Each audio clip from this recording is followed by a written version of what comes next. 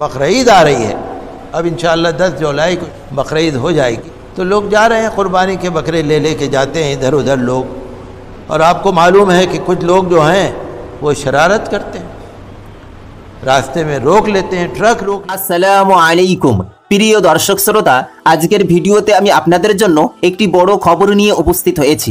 খবরটি ঈদ উল আজহা তথা কুরবানির ঈদ 2022 নিয়ে, তাই ভিডিওটি আপনাদের জন্য খুবই গুরুত্বপূর্ণ।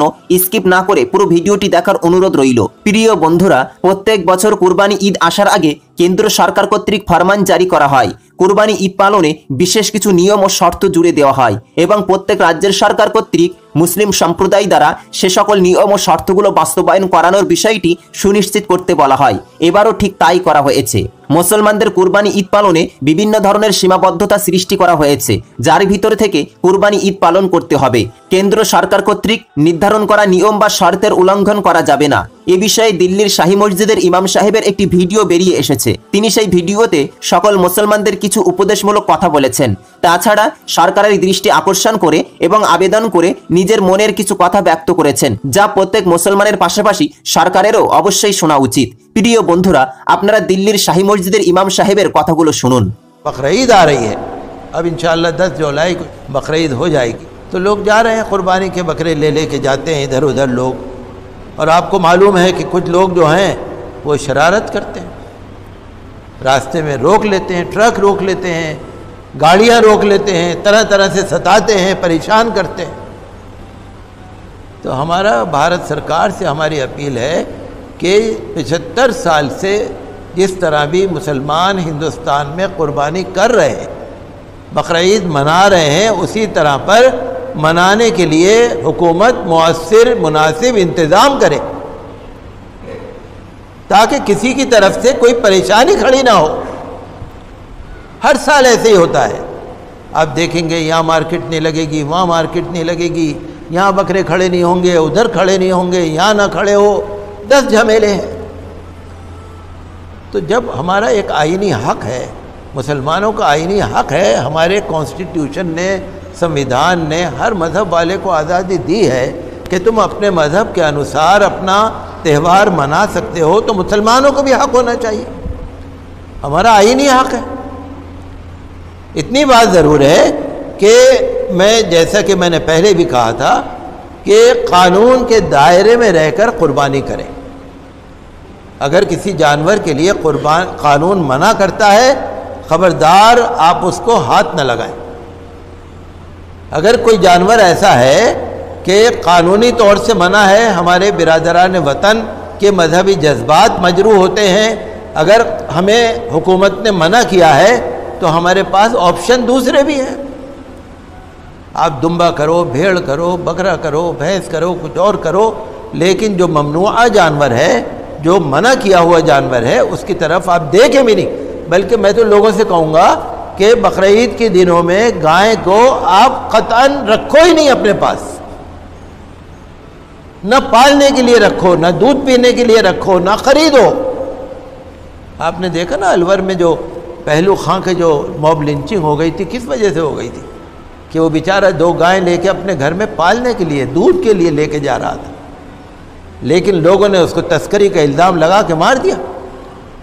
तो जब तक ये बकरीद के दिन है, ऐसे जानवरों से दूर रहो, ताकि कोई बहाना बना के भी आपके कानून का कोई गलत इस्तेमाल न करे।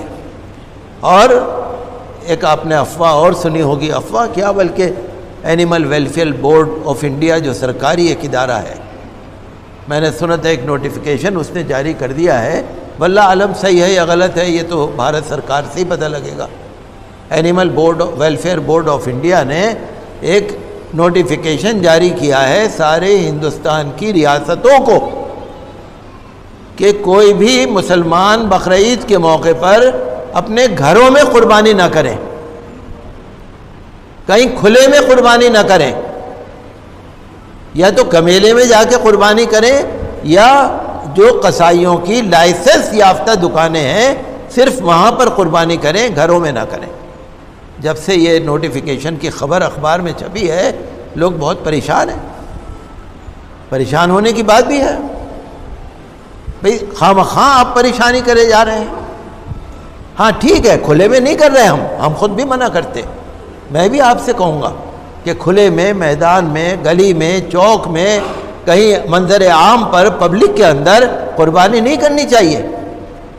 قربانی کا ویڈیو بھی نہیں بنانا چاہیے، قربانی کا فوٹو بھی نہیں لینا چاہیے، قربانی کے جانور کو گھمانا بھی نہیں چاہیے. قربانی کے جانور کا پورا احترام کرنا چاہیے. لیکن یہ تو نہیں ہو سکتا نا کہ آپ اپنے بند گھر میں بھی قربانی نہیں کر سکتے. یہ تو نہیں ہو سکتا نا. مختار عباس نقوی صاحب کا کل اخبار میں بیان آیا تھا، لیکن ابھی ہمیں امید ہے کہ گورنمنٹ کی طرف سے اس کے لیے کلیئر ہدایت جاری ہوگی.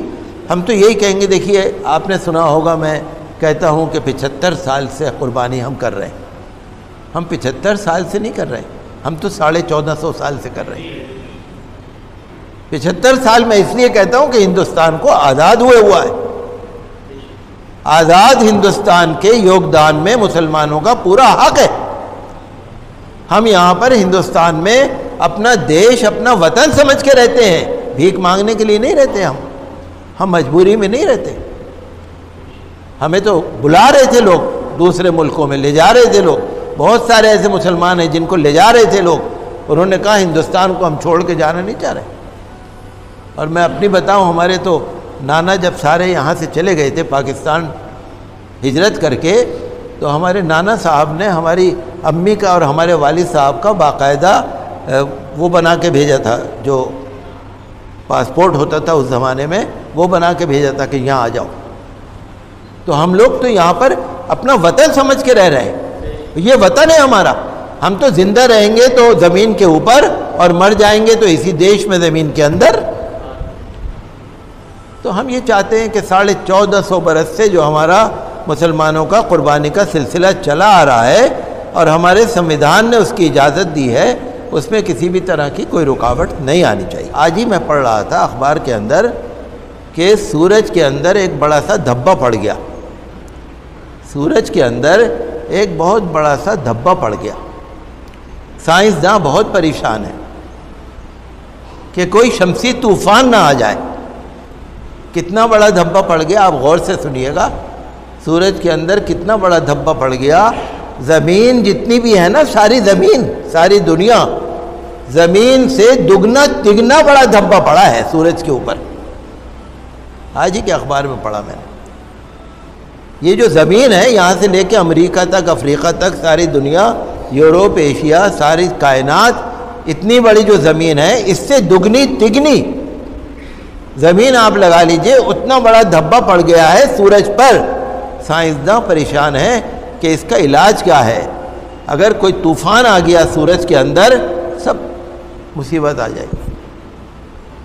تو سورج کتنا بڑا ہوگا آپ سوچیے. سورج کتنا بڑا ہوگا جب زمین سے دگنا تگنا، تو اس کا دھبا بڑا ہے. جو چھوٹا سا دھبا ہے، سورج کتنا بڑا ہوگا. اور وہ سورج کس نے بنایا؟ اللہ نے بنایا. وہ سورج کس کے حکم سے چلتا ہے؟ اللہ کے حکم سے. والشمس تجری لمستقر لها ذلك تقدیر العزیز العلیم. سورہ یاسین کی آیت ہے.